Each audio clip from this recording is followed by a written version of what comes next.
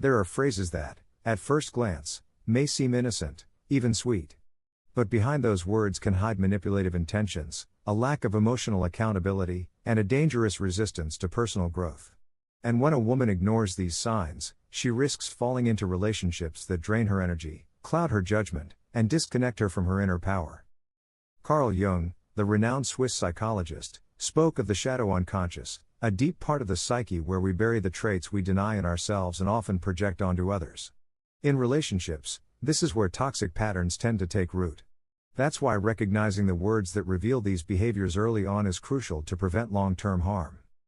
In this video, I'll show you 5 phrases that, if you hear them from a man, should raise red flags. Because this isn't just about avoiding conflict, that would be superficial. It's about realizing that sometimes, behind a seemingly normal conversation, there's a psychological game being played, one that could cost you your emotional peace and self-mastery. Seneca once said, "It's not that we have a short time to live, but that we waste much of it. And often, we waste it on people who don't deserve it." So pay close attention, because each of these phrases carries a deeper and more dangerous root. Ignoring them could lead you into a draining relationship where you lose your focus, your self-worth, and, most importantly, your connection to yourself. And believe me, no woman who respects herself, who has worked hard for her peace and discipline, should tolerate these dynamics. Stay with me until the end, because beyond helping you spot these phrases, I'll show you how to respond, with strength, emotional intelligence, and without losing your center.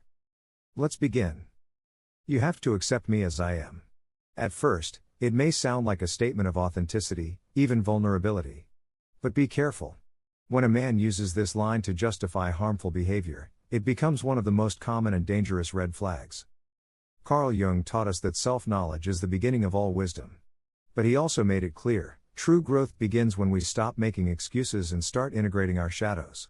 When someone hides behind "that's just how I am" to avoid change, you're not dealing with someone authentic, you're dealing with someone who refuses to evolve. This phrase usually appears once you've already noticed troubling behavior, emotional manipulation, avoiding responsibility, or even passive-aggressive actions. And the worst part? When you try to talk about it, he plays the victim or blames you for trying to change him. But here's the truth. Accepting someone doesn't mean tolerating the unacceptable. True authenticity isn't about staying the same, it's about having the courage to grow. As Marcus Aurelius, the Stoic philosopher, said, "The perfection of character is to live each day as if it were your last, without laziness, without pretense."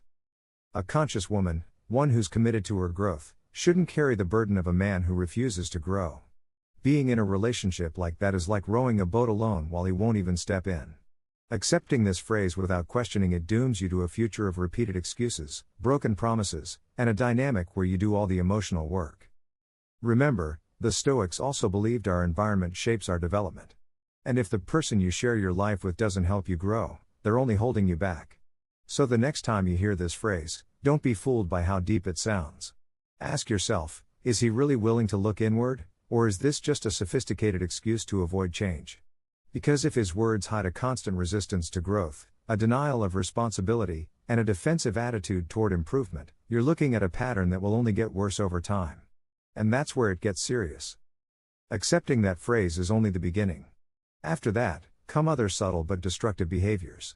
You'll slowly find yourself trapped in a dynamic where you're the one adjusting, sacrificing, and making space, while he stays exactly the same. Protecting your peace is not selfish, it's self-care. You're not here to save anyone. You're here to share your life with someone who also wants to grow, who recognizes their flaws, and has the courage to work on them, just like you do every day. Someone unwilling to change doesn't just stall their own growth, they also hold back yours. Stay true to your values and act with integrity, even when your emotions beg you to stay. Because what comes next is even more delicate. All my exes were crazy, toxic. When a man says this, it might initially sound like he's just venting about his past relationships. But don't be fooled. Behind those words lies a much darker pattern, a clear sign of victimhood, emotional immaturity, and projection. According to Stoic philosophy, real personal growth begins with honest self-examination. Epictetus made it clear, it's not events that disturb us, but our interpretation of them. So if a man always blames his exes for everything that went wrong, and never reflects on his own part in the conflicts, chances are he's avoiding facing his own reflection. This is where deep psychology comes into play. Carl Jung taught that what we don't make conscious ends up controlling us from the shadows. And often, men who speak poorly of all their exes are really projecting their own unresolved flaws. This phrase reveals a dangerous mindset, that of the chronic victim. People who keep repeating this narrative rarely take responsibility for their actions. Instead, they recycle blame, dramatize the past, and unconsciously expect you to become the only one who won't disappoint him. But beware, no one escapes their shadow unless they're willing to face it. The real question here is it truly possible that all of his exes were toxic? Or could it be that there's a pattern he refuses to acknowledge? A conscious woman, who knows her worth and has learned not to betray herself, must ask this question seriously. Jung said, "What we deny submits us." And being with someone who doesn't recognize their emotional responsibility is like building a house on sand. No matter how hard you try to create a healthy relationship, he'll keep acting out the same unconscious script. And the worst part? Sooner or later, the story he tells about his exes will be told about you. Because someone who needs to play the victim will always find a new person to blame. Being in such a relationship is like rowing a boat with a leak. No matter how much love you pour into it, it will always be sinking. This is where emotional discipline is essential. Look beyond the words. Ask yourself, has he ever spoken about what he did wrong in past relationships? Or is his story only about what was done to him? If he's never taken responsibility before, why would he now? Remember, it's not your role to be anyone's therapist. You are not here to patch up broken men who don't want to heal. You're here to share your journey with someone who walks beside you, not someone who drags you into theirs. And speaking of emotional manipulation, there's one phrase you need to recognize from the very beginning. Because while it might sound like a declaration of love, it's actually a very dangerous emotional trap. If you really loved me, you'd do what I ask. This is one of the most subtle, and most damaging, forms of emotional blackmail. At first glance, it might seem like a heartfelt request, a way of expressing needs. But if you look closer, what's really behind it is manipulative pressure, using your sense of love to gain control. The Stoics believed that true love cannot be imposed, it must be chosen. It should be built on freedom, mutual admiration, and respect, not guilt or coercion. Epictetus said, "No one can enslave you emotionally unless you allow it." And this phrase is designed precisely to turn affection into a tool of control. Carl Jung also spoke about this dynamic in terms of power. In his studies on the shadow, he pointed out how unbalanced relationships often begin when one person projects their insecurity and need for control under the mask of love. And phrases like this are a clear example. When a man says this to you, he's drawing an invisible line that conditions your affection. He's essentially saying, "Only if you do what I want are you worthy of my love." That's not love, it's emotional manipulation in disguise. An emotionally mature woman must have the clarity to distinguish between a healthy request and a demand in disguise. Because giving into this kind of phrase may seem like an act of love in the moment, but over time, you start losing parts of yourself, your authenticity, your boundaries, your personal power. And the most dangerous part is that the more you give, the more the demands grow. At first, it's just a test of love. Then, it becomes a routine of emotional submission. And eventually, you're no longer sure if you're acting out of love, or out of fear of losing him. These types of phrases don't build relationships, they slowly destroy them. So if you ever find yourself in a conversation where someone makes you feel guilty for setting boundaries, for defending your time, your voice, or your way of thinking, pause. You're dealing with someone who confuses love with possession. You are not here to please anyone at the cost of yourself. You are here to build a relationship where you can grow, express yourself, and be you, without conditions. When a man says, "If you really loved me, you'd do what I ask," he's not just questioning your feelings, he's attacking your character. This phrase doesn't seek understanding or connection. It seeks control. It's a masked attempt to override your will using guilt, erasing your personal boundaries in order to impose his own. Carl Jung said that real love is neither possessive nor manipulative, it is a conscious act of shared freedom. And Stoic philosophy reinforces this by teaching us that healthy love is not based on submission, but on mutual respect. If love becomes a tool for blackmail, then it's no longer love, it's power disguised as tenderness. Giving into this type of emotional blackmail not only erodes your self-discipline, it leaves deep wounds in your self-esteem. A woman who has worked on herself, who knows her worth, and who values her inner truth, must not betray what she knows is right just to avoid conflict. Because every time you give in against your will, you distance yourself further from who you truly are. And the most dangerous part is, if you allow it once, the tactic will be repeated. First, it's a small request. Then, a bigger demand. And one day, without realizing it, you're living according to someone else's desires instead of being the main character in your own life.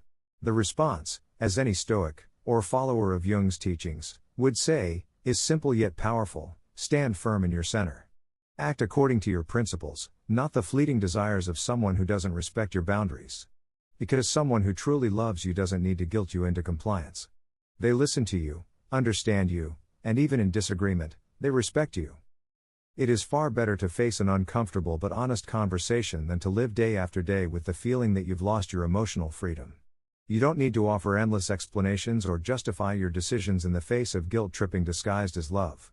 Because a wise woman understands that not all battles are worth fighting, and those that aim to break your will aren't even worth beginning. And speaking of emotional manipulation, there's a phrase even more corrosive, subtle, yet cruel: "You're not enough for me." Hearing these words from someone who claims to love you can be devastating. It's a phrase that doesn't just hurt, it attempts to dismantle your self-worth at its core.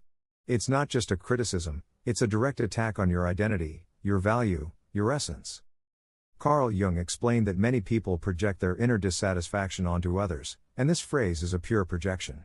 When a man tells you that you're not enough, he's not really talking about you. He's talking about his own emptiness, his distorted expectations, and his constant need for control. He's trying to make you feel small so that you become dependent on his validation. Stoic philosophy reminds us that our true worth doesn't depend on the judgments of others, but on our virtue, our actions, and our inner coherence.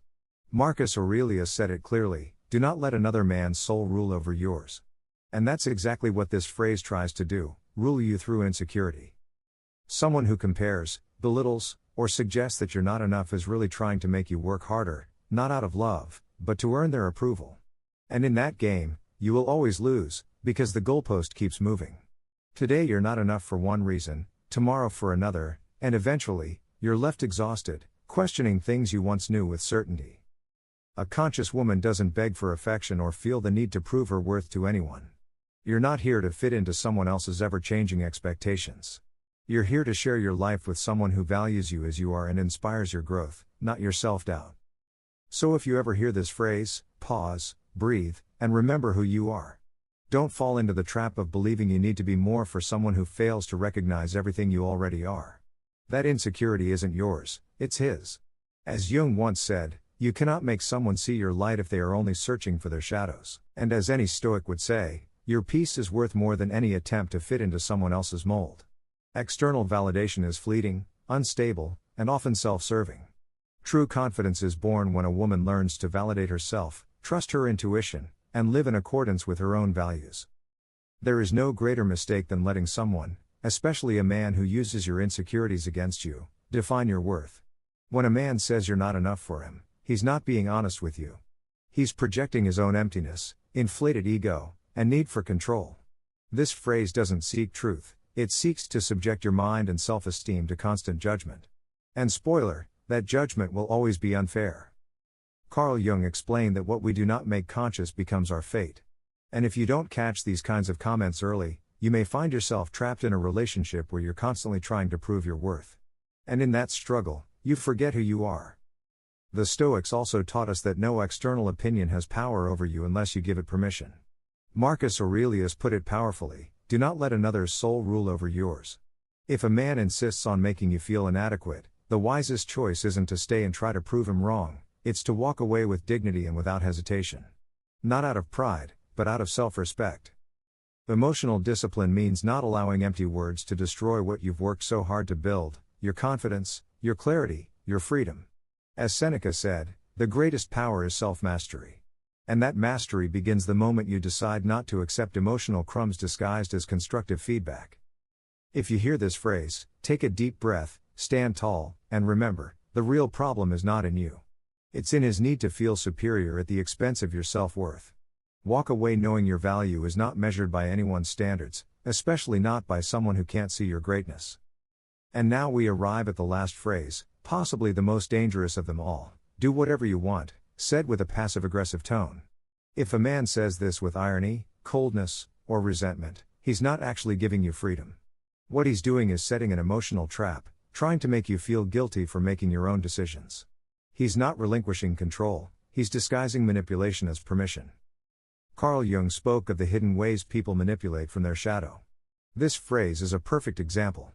He's not saying what he truly feels, he's not expressing what he thinks, but he expects you to guess. And if you don't? Then come the guilt, the drama, or the reproach. Stoic philosophy teaches that healthy relationships are built on clear and direct communication. Seneca summarized it perfectly: speak in a way that your words don't require interpretation. When someone speaks to you in riddles, with double meanings, they're not communicating, they're emotionally manipulating. These kinds of phrases place you in a constant state of uncertainty. You find yourself trying to interpret, to please, to avoid negative reactions, until you realize you're living according to their emotions, not your own. Bit by bit, your peace of mind starts to erode. A woman who has developed emotional intelligence should never play that game. The best response to a phrase like "do whatever you want" is literal action, so do it. Without fear, without unnecessary explanations, without falling into their emotional web. That single act breaks the cycle of manipulation and forces the other person to either grow up, be direct, or sit alone in their passive-aggressive silence. Because you're no longer available for emotional games. Both Carl Jung and the Stoics agree that living with clarity and authenticity is a path to true freedom. And that freedom begins the moment you stop reacting, and start choosing. Choosing your words, your boundaries, and who deserves your energy. Responding with clarity or walking away from a conversation laced with ambiguity isn't cold, it's emotional intelligence. It's a way to break the manipulative cycle and draw a clear line that says you won't allow anyone to toy with your emotions.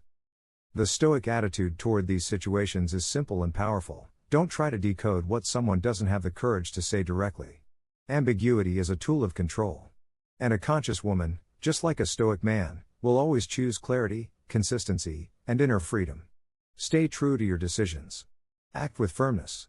And never forget, a man who truly wants to be with you doesn't need to manipulate you, speak in codes, or provoke emotional confusion. Healthy love doesn't hide behind games, it shows up with transparency. Inner peace is built when your thoughts, your words, and your actions are in harmony. And as we've seen throughout this video, those phrases that might seem harmless at first are often very clear warning signs. Signs that, if not recognized in time, can lead you into relationships that drain your energy, your focus, and your very essence. Stoic philosophy and Carl Jung's deep psychology invite us to look beyond the words, to see the pattern, not just the moment. To protect our emotional stability with wisdom. Because it's not about judging others, it's about knowing when to walk away so you don't betray yourself.